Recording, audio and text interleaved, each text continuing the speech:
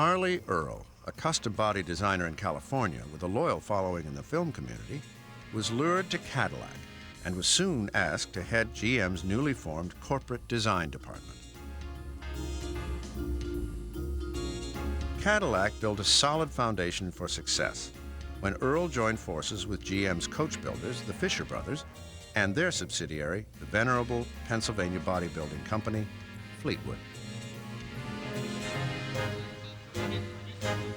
Using the immense capital resources of its corporate parent, General Motors, Cadillac quickly coupled its new design strength with advances in technology, like its V12 and V16 engines, and a custom catalog with over 54 body styles, a product range that no one else could match.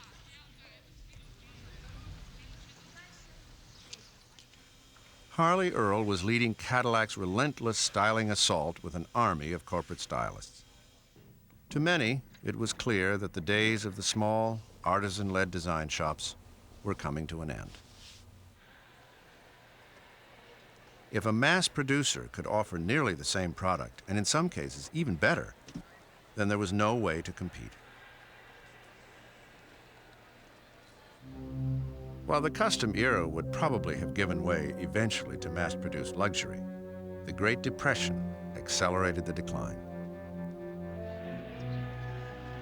In 1929, the stock market collapsed and millions were unemployed.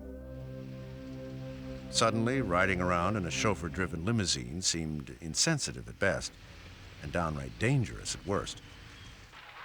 There were reports of luxury cars being attacked while driving past bread lines.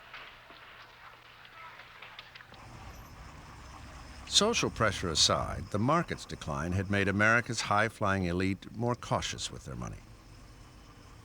As production cars kept getting better, they could no longer justify the extra expense of a custom-bodied car.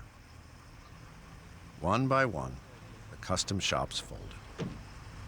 F. Scott Fitzgerald wrote that somebody had blundered and the most expensive orgy in history was over.